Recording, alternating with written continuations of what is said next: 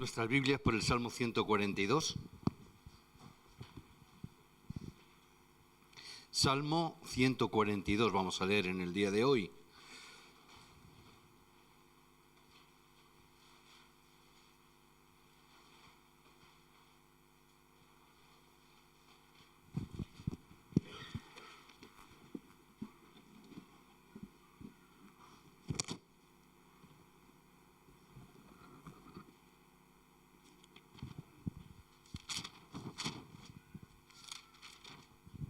Vamos a leerlo antifonalmente, son los 7 versículos, vamos a leerlos todos y terminamos leyendo juntos el número 7. ¿Amén?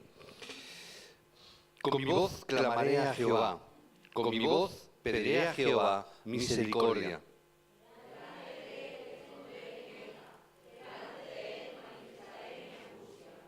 Cuando mi espíritu se angustiaba dentro de mí, tú conociste mi senda. En el camino en que andaba, me escondieron lazo.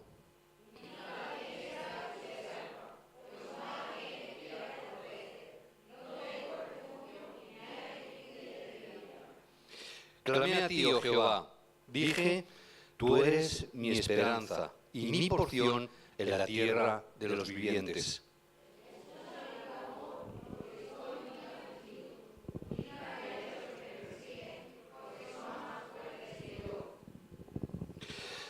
Mi alma de la cárcel, para que alabe tu nombre. Me rodearán los justos, porque tú me serás propicio. Que el Señor bendiga su palabra. Estamos en un tiempo, en un texto que acabamos de leer, el Salmo 142. Es un salmo de mucho sufrimiento para David. Era un tiempo de mucho sufrimiento. Se escribió mientras que David se tuvo que enfrentar duramente o delante de la muerte.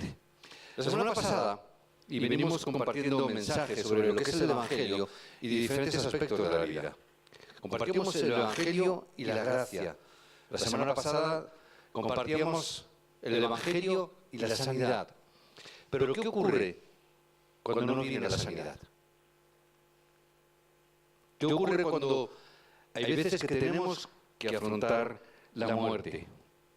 Porque debemos de tener un entendimiento profundo de la muerte. Hoy que se cumple un año del fallecimiento de Darío, ¿os acordáis? Creo que es hoy o por estas fechas, hoy mismo, ¿verdad? Entonces, ¿cómo afrontar una situación de esta envergadura? ¿Cómo afrontar cuando uno está orando y no recibe respuesta y tiene que pasar a la presencia del Señor? ¿Cómo queda nuestro corazón y queda nuestro estado de ánimo? Algunos dicen, y hablas con la gente, y algunos dicen que prefieren morir porque no entienden lo que realmente es la muerte. Hay gente que hablas con ellos y dice, mira, yo prefiero morirme. Y yo, no sabes lo que te espera después de la muerte. Si no eres un hijo de Dios, no sabes lo que te espera. Algunos luchan con tanta fuerza para no morir, que incluso con tanta fuerza luchan, que significa, tampoco entienden el sentido de la muerte. Y no mucha gente tiene respuestas o sentido ante esta situación.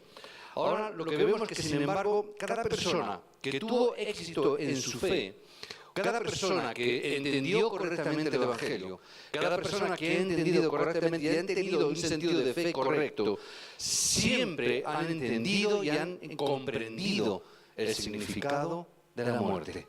Gálatas, Pablo escribió en Gálatas, ya no vivo yo, mas Cristo vive en mí. Entendió esa palabra. Es más, Pablo dijo, yo prefiero morir, estar en tu presencia, pero por causa de ti mismo yo tengo que permanecer. Pero yo quisiera estar delante de tu presencia. ¿Qué significa? Entendió perfectamente cuál es el significado de la muerte. Todos los mártires durante la época de las denominaciones contrarias al cristianismo, tantos movimientos, filosofías, grupos que se han levantado en contra de ello, entendieron perfectamente qué era la fe. ¿Cuántos de nuestros antepasados, desde los circos romanos, que mandaban a los cristianos a morir con las fauces de los leones en los circos romanos, ellos entendieron perfectamente el significado de la muerte y no les importaba morir por causa del Evangelio?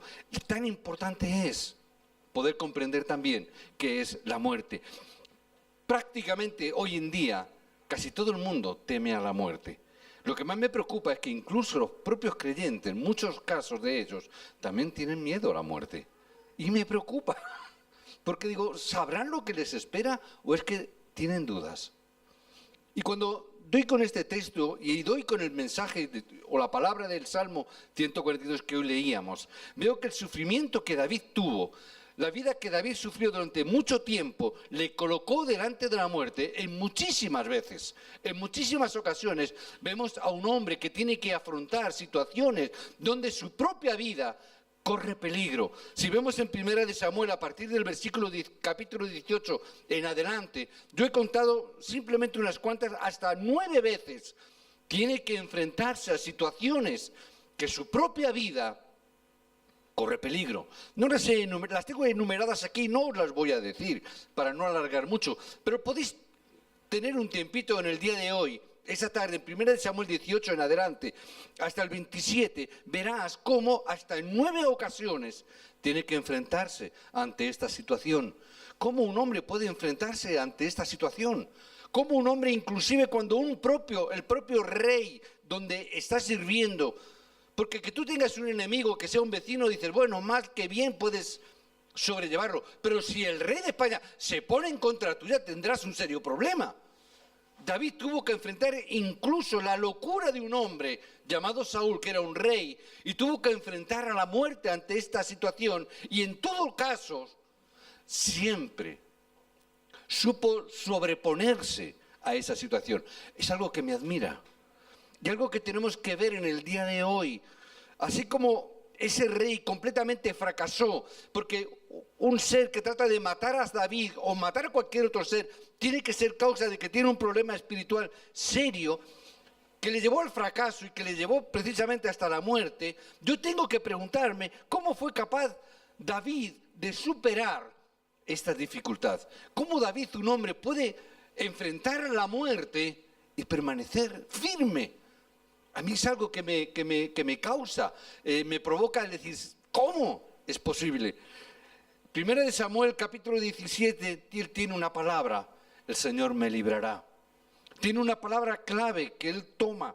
Se puso delante del rey Saúl, que estaba detrás de él para matarle. Se puso delante de él y le dijo, el Señor me librará, me libró de la garra del león y de la garra del oso. Me librará también de la mano del filisteo. También me librará de todos mis adversarios. Cuando tuvo que enfrentarse a Goliat, un poquito más adelante, en el versículo 47, le gritó, todos los que aquí reunidos sabrán que no es por espada, que no es por lanza que el Señor salva, ya que la batalla es del Señor y Él los entregará a vuestras manos. David sabía algo diferente a lo que los cristianos o los creyentes medios hoy en día están entendiendo. Si mueres pronto o vives una vida larga, no importa si tienes que vivir días o tienes que vivir años, no importa cuándo el Señor te llama o te deje de llamar, lo importante es que todo está en las manos del Señor. No importa los años que puedan pasar, yo sé que mi vida está en las manos del Señor. Yo sé que la muerte está ahí en un momento determinado y no avanzará ni un segundo antes de lo que Dios tenía previsto que aconteciera. No importa. Y no tenemos que compadecernos de aquellos que mueren pronto o aquellos que nos han precedido en el camino. Es verdad que ya están allí, que no los vemos. Es verdad que a veces echamos de menos a los seres queridos. Es verdad que José también en la historia vemos cómo Raquel, su madre, murió siendo muy joven José. Probablemente José lloró la muerte de su madre, posiblemente la recordaría muchas veces. Pero también es verdad que tenemos que decir que gracias a que Raquel murió, José no cayó en la idolatría de su madre. Hay veces que tenemos que darnos cuenta de esta realidad, que Dios tiene un plan y un propósito y que no se va a detener por nada, porque la vida y la muerte están en sus manos. Hay veces que nos preceden y Pablo dice, no olvidéis o no dejéis de entender esta realidad de los que nos preceden, camino del Señor. No seáis ignorantes de ellos, que ellos están en el lugar oportuno y preciso. No seáis como los incrédulos. Los seres humanos no quieren morir. Pero hay una cosa clara. Los hombres, los seres humanos, no pueden morir. Porque tenemos un espíritu que es eterno. La carne, el cuerpo, es lo que se va a entregar a la tierra. Pero el espíritu es de Dios. El espíritu no muere. El espíritu deja el cuerpo y eso significa la muerte del ser humano. Cuando el espíritu sale del cuerpo, a eso es lo que llamamos muerte. Pero el espíritu permanece, el espíritu sigue vivo. Y es más, las obras de muchas personas permanecen hasta el día de hoy. Pablo murió, es verdad que Pablo murió, pero aquí tenemos sus escritos. David también murió, tenemos aquí sus salmos. Hay personas que aún muriendo permanecen vivas, porque su obra permanece para siempre. A Dios gracias. Otros, mientras están vivos, no son diferentes a los que están muertos. Hay personas que están vivas, pero parece que están muertos. Hay un refrán que dice que hay muertos entre los vivos y que hay vivos entre los muertos.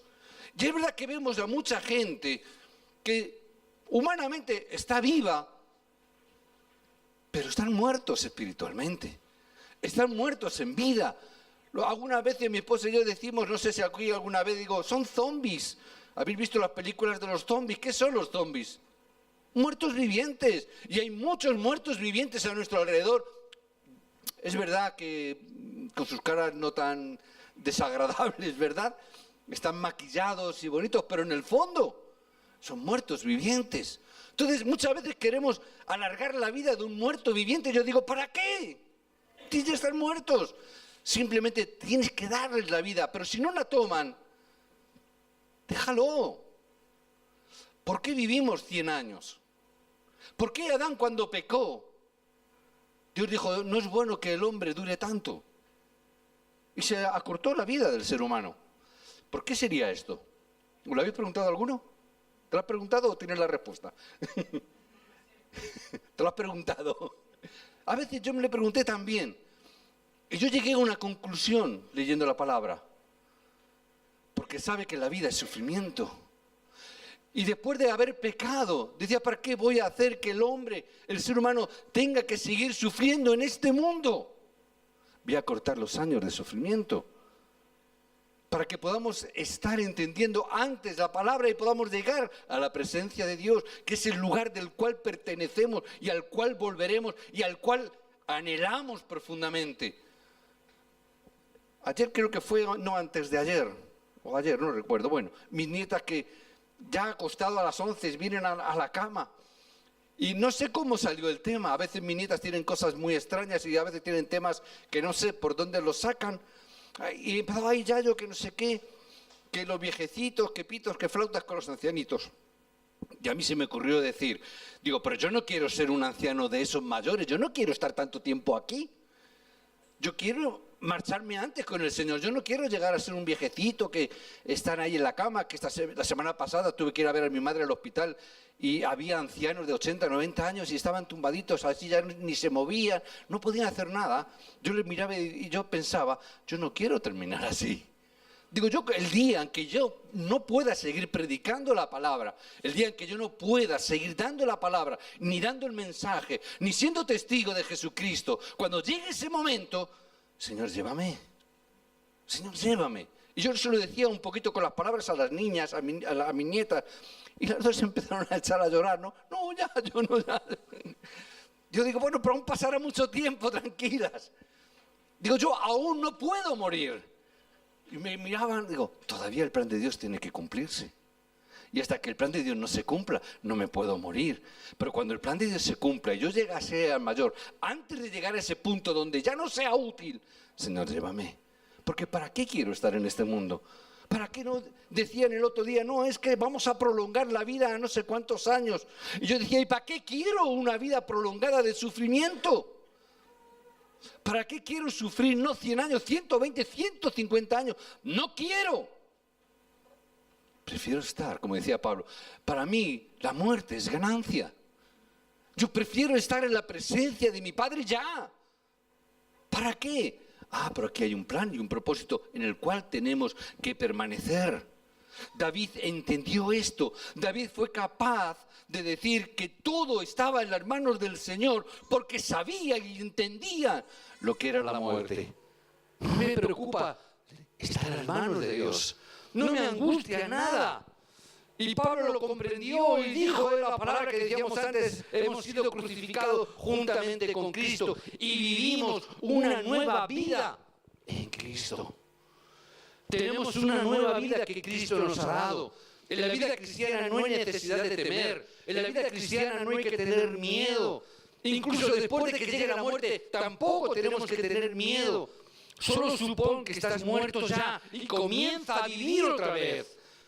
No tengas miedo a la muerte, vive como si ya estuvieras muerto. Entrega todo a Cristo y aquí es donde se encuentran todas las respuestas. Si yo ya vivo como aquel que ha entregado su vida a Cristo, ya no tengo nada que temer. Decía en el culto de obreros esta mañana, esto es guerra espiritual cuando yo soy capaz de entregar todas las cosas a Cristo. Cuando yo soy capaz de entregar mi casa, mi coche, mi familia en las manos del Señor, no hay guerra espiritual que valga, porque el diablo, aunque venga aquí y quiera quitarme, ¿qué me va a quitar si ya no tengo nada? Entonces el diablo nos asusta, vamos a darte enfermedad, no importa que caiga la enfermedad, porque Dios está conmigo. Pues te voy a dar un cáncer, no importa. ¿Por qué? Porque ¿qué puede pasar aunque yo tenga cáncer? ¿Qué es lo peor que te puede pasar? ¿Que me muera? ¿Sí o no? ¿Qué es lo máximo que te puede pasar a una persona que tiene cáncer? Morirse. ¿Ya está? ¿Eso es todo? La muerte es ganancia, dice la palabra. ¿Qué me puede quitar la vida? No te pertenece. El diablo no te puede quitar algo que no le pertenece. No tengas miedo. El diablo no puede arrebatarte aquello que no puede coger. La vida no le pertenece al diablo, a ti tampoco. La vida le pertenece a Dios. El diablo no te la puede quitar. Por eso si dejamos todas las cosas en las manos de Dios, entonces no hay problema. Aunque caigan en enfermedad, no importa. Si caes en enfermedad y entiendes esta palabra, todo lo que ocurra a partir de ahí significa que es bendición para tu vida. ¿Por qué? Porque también está en las manos del Señor. Estás enfermo, dale gloria a Dios. Porque en medio de tu enfermedad y en medio de toda tu debilidad, la gracia y el poder de Dios se perfecciona. Dale gracias a Dios. ¿Qué me puede llevar la enfermedad a la muerte? ¿Qué más da? Si todo es ganancia, simplemente asume, ya estás muerto.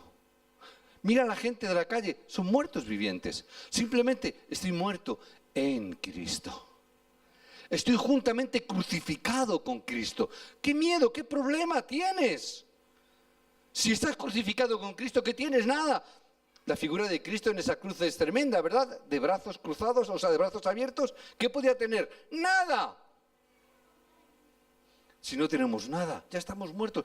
Vive como tal. ¿Qué pasó por la mente de David cuando se enfrentó a la muerte? ¿Qué pasaría por la mente de ese hombre que incluso sin culpa alguna tuvo que afrontar esas situaciones? Que la muerte está absolutamente en las manos de Dios. Saúl, tú no me puedes quitar la vida. Goliat, tú no me puedes quitar la vida. Nadie me puede quitar la vida. Solo Dios. ¿Para qué me voy a preocupar? Dios no se llevará tu vida hasta que su plan para tu vida se cumpla. ¿Decís amén? Dios no puede llevarte, Dios no va a quitarte la vida, Dios no te va a llevar hasta que su plan perfecto se cumpla. Por eso cuando Dios toma la vida de un creyente, cuando Dios toma la vida de un hijo suyo, por muy joven que sea, lo que yo tengo que ver y decir, el plan de Dios se cumplió en la vida de esta persona. Entonces, ¿qué? Entonces, gloria a Dios, porque su plan se cumplió. La voluntad de Dios se ejecutó. Era el plan de Dios. Gloria a Dios. Que no me gusta, que no te guste. Está bien que no te guste. Que tengas que llorar, llora. No pasa nada. Que tienes que llevar duelo, ten duelo. Pero dale la gloria a Dios, porque su plan y su voluntad se cumplió. David sabía claramente el plan de Dios para su vida. Él lo sabía. Sabía cuando Samuel vino a David en secreto y le ungió con el aceite y le dijo lo que iba a llegar a ser. Por eso decía, no importa, como voy a ser rey, no me puedo morir hasta que sea rey. ¿Por qué? Porque ese es el plan de Dios. Primero de Samuel 16, del 1 al 13, lo podéis leer. Esta fue la razón por la que David nunca tuvo miedo. Dios quiere que puedas cumplir el plan y el propósito por el cual Dios te ha creado. Dios no puede frenar esta iglesia hasta que la evangelización del mundo no se haga. ¿Por qué? Porque ese es el plan de Dios.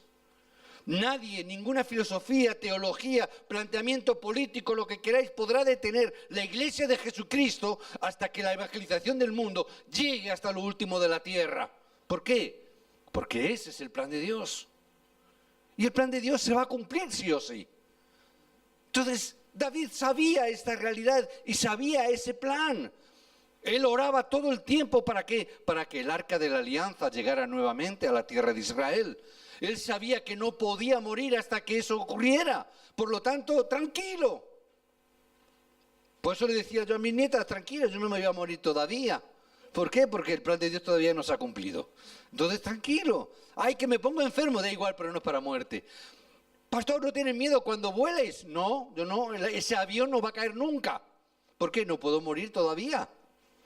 ¿Por qué? Porque no se ha cumplido el plan de Dios. Ya está. ¿Por qué me voy a preocupar de más? Si todo está en las manos de Dios. Todo está en las manos de Dios. David oyó sobre cómo el arca del pacto se trasladó a Israel. ¿Qué hizo entonces? Escuchó la palabra que Dios le había dado. Tienes que construir el templo. Ay, listo, está bien. Yo creo que por eso David no lo construyó. Digo, si lo construyo antes, lo mismo me muero. Voy a alargar más la construcción del templo, voy a alargarla. Es un chiste mío, ¿eh? No sé si era el pensamiento. Pero él no lo construyó. Yo lo dejo ahí. Yo no sé si era por eso, dijo, voy a alargarlo, no sea que... No, era el plan de Dios que lo construyera Salomón, ¿verdad? Pero él llegó ahí, transmitió ese pensamiento de la construcción del templo a su hijo Salomón. Aunque yo no pueda, tú lo construirás, porque tú eres carne de mi carne y sangre de mi sangre. Mi linaje levantará. Él sabía que tenía que levantar el templo. Enfocó su vida a construir el templo. Y mientras tanto, todo lo que Dios me ha dado, la vida que Dios me está dando, cada día que Dios me regala, es para que yo cumpla el plan de Dios. Por eso cada día David, que entendía y se levantaba y en su corazón lo que había, tengo que levantar el templo. ¿Por qué? Tienes esa ansia, esa pretensión. Porque este es el plan de Dios. Yo tengo que cumplir el plan de Dios. Por eso cada día yo tengo que levantarme viendo y entendiendo el plan de Dios. Porque si yo entiendo y veo ese plan, nada podrá pararte. Nada podrá detenerte, ni siquiera la propia muerte podrá hacerte frente. Entiende esto, hermano, para poder vivir. David sabía el plan definitivo de Dios. Lo había comprendido. Por eso no le importaban las dificultades que vinieran a su vida. Da igual lo que venga. Yo sé que este plan se va a cumplir. No importa que Saúl se levante en mi contra, yo sé que voy a ser rey. No importa que me quiera matar, que levante sus ejércitos. Está bien, tendré que irme, tendré que esconderme, como es en el caso de este texto. Aunque tenga que irme a una cueva a esconderme. Pero sé que seré rey. Pero David, ¿por qué no levantas tu espada contra él? Lo has podido matar hasta en 2 ocasiones. ¿Por qué no lo has matado? Porque es Dios quien tiene que dármelo, no soy yo quien tiene que arrebatarlo. Yo tengo que recibir que el plan de Dios se cumpla. Yo no quiero arrebatarlo, no me corresponde. No es ese el plan de Dios. Dios me lo dará sin pelear, sin levantar espada. No es por fuerza. No es con ejércitos, dice el Señor. Es con mi espíritu que el Señor le dijo que lo hiciera. Es entender esa palabra. Por eso, hermanos, os bendigo en el nombre de Jesucristo en este día. Aferraros a este pacto, aferraros a la palabra, sin angustia, sin sufrimiento. Seréis capaces de superar todas las cosas. No tengas miedo, no te preocupes por nada. Simplemente aférrate al pacto de la palabra. ¿Qué vamos a hacer mientras tanto? Tener un secreto muy importante que tenía David. David confesó lo que había en su mente a través de la oración. Y él tenía este secreto. Solamente tengo que tener el misterio de la oración, poder comprender esto. La manera de superar las dificultades es la oración. Por eso, aun esperando el cumplimiento del plan y el propósito de Dios, yo tengo que ver y estar orando constantemente. David oraba constantemente, de modo que sus oraciones penetraban a través de todas las cosas que hacía. Él siempre entraba en oración, su poesía estaba dentro de la oración, su alabanza estaba dentro de la oración. Hay personas que no saben qué hacer cuando tienen tiempo libre.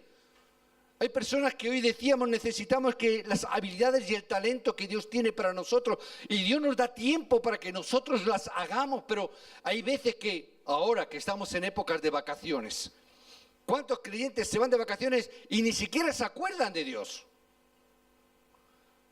Ni siquiera se acuerdan. No, que ahora estoy de vacaciones. Ahora tienes tiempo libre. ¿Qué vas a hacer en tu tiempo libre?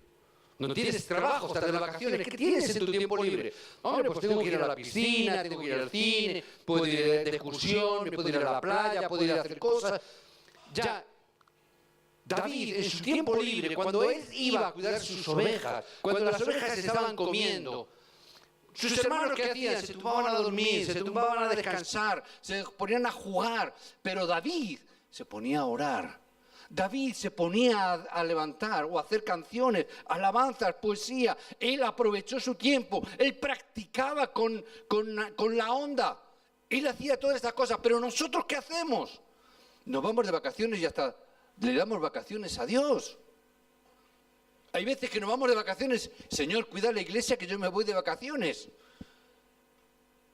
A mi nieta les decía esta semana, me decían lo mismo, decían, ¿nos vamos de vacaciones? Sí. Entonces me decían, claro, mi nieta se quedan así como diciendo, claro, ellas se identifican el Yayo y el pastor. Entonces decía, pero Yayo, si te vas de vacaciones, entonces ¿no vamos a dar culto? Si no vamos a estar aquí en Madrid, si no estamos en Parla, entonces ¿no vamos a dar culto? Yo digo, ¿cómo que no? Ahora más todavía que estoy de vacaciones, tenemos más tiempo. Es más, donde estemos, también hay iglesias e iremos a dar culto en la iglesia. Dice, ya, pero allí habrá otro pastor. No importa, yo voy a dar culto a Dios. No importa lo que yo sea. Pero hay creyentes, no, como estoy de vacaciones, no voy a la iglesia. No buscan, no aprovechan. ¿Para qué queremos el tiempo libre? David aprovechó su tiempo. Cuando tenía su tiempo, él oraba, buscaba la presencia de Dios. Él estaba en la cima espiritual. Por eso Dios lo levantó como rey. Porque él sabía aprovechar su tiempo. Tenemos que aprender a aprovechar también nuestro tiempo. ¿Qué hacemos en el tiempo libre que tenemos? Uy, esta tarde la tengo libre, a ver si me puedo ir al cine. A ver, tengo la tarde libre, a ver si me puedo ir a ver el fútbol. Tengo la tarde libre, a ver si puedo hacer tal cosa. O me voy de compras. Pero nunca se nos ocurre... Voy a aprovechar porque esta semana no he tenido tiempo para estar orando, para dar mi culto, para escuchar la palabra, para estar en la cima espiritual, para perfeccionar mis habilidades y los talentos que Dios me ha dado. Pero no lo pensamos. ¿Qué pensamos? Ay, es que tengo derecho a mi tiempo libre, tengo derecho a descansar. Claro, hermano, todo el derecho del mundo. Pero ¿qué hacemos en ese tiempo libre? ¿Qué hacemos con nuestro tiempo de ocio? ¿En qué invertimos nuestro tiempo? David aprovechó su momento para estar en la presencia de Dios. Por eso él podía ver esta palabra, él podía entender lo que estaba diciendo. Por eso él podía entender perfectamente que si Jehová es mi pastor, nada me falta. Y aunque ande en valle de sombra de muerte, aunque tenga que enfrentarme a situaciones de muerte, no temeré mal alguno. Él había practicado esta palabra, él había vivido esta palabra. Él no se importó de nada porque era su experiencia cotidiana. ¿Que hay que enfrentar a la muerte? ¿Qué más da? Pero si lo vengo haciendo desde mi juventud. Si yo me he enfrentado a lobos, me he enfrentado a osos, me he enfrentado a leones, me he enfrentado a esos caminos angostos, peligrosos. Y Jehová siempre ha estado conmigo. Siempre mi vida ha estado en las manos del Señor cuando me he enfrentado a todos esos peligros. Si siempre me ha tenido en su mano cuando he tenido que afrontar estas situaciones, ¿dónde? Mi vida estaba más allá que para acá. Por eso cuando llega el tiempo de Goliat digo, ya me lo como. Si con una onda he podido dar a un león moviéndose, a un lobo moviéndose, le he dado con la onda, a un tío de 2 metros, parado y frente, ¿cómo no le voy a dar? ¿No veis? A un león, un animal en movimiento, es más difícil darle con una piedra. Pero cuando le vio a Goliat dijo, ¿y está quieto? Si está quietecico el hombre. Con lo grande que es, 2 metros y medio, imposible fallar.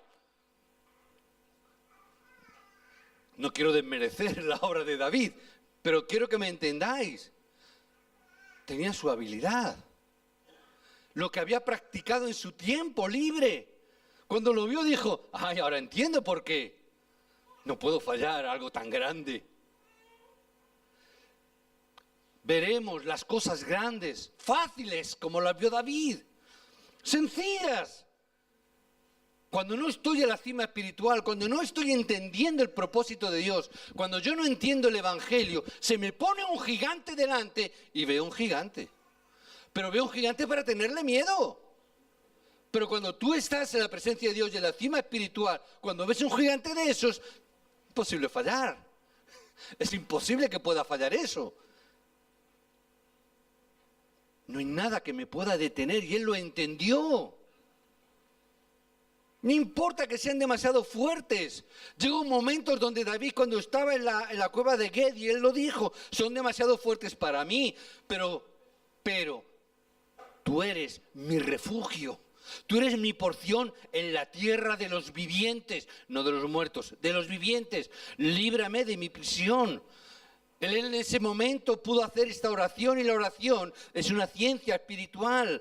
La oración es una ciencia que la gente del mundo no puede entender. La gente que hay en el mundo no lo comprende, no lo entiende, pero nosotros sí. Somos hijos de Dios espirituales y cuando nosotros oramos intensamente, la obra del Espíritu Santo trabaja y obra a tu favor. Y él lo entendía, no tengo por qué angustiarme. Tengo 2 cosas importantes. En el versículo 5 lo estaba diciendo. Tú eres mi esperanza, tú eres mi porción, tú eres mi refugio. Un refugio es una fortaleza donde uno se puede esconder. Pero hay una porción. No me refiero a las porciones del caserío, ¿vale? A ver si alguno está pensando. Una porción, ¿qué es? Significa una parte de la riqueza de la familia que te corresponde a ti. Y él tenía esa parte, él tenía esa palabra. Yo tengo la porción de la vida que nadie me puede arrebatar. Eliseo siguió a Elías y Eliseo, ¿qué es lo que pidió? Una doble porción de su espíritu. El Señor es tu refugio, el Señor es tu porción. ¿Cómo podrían las fuerzas de la oscuridad vencer a David?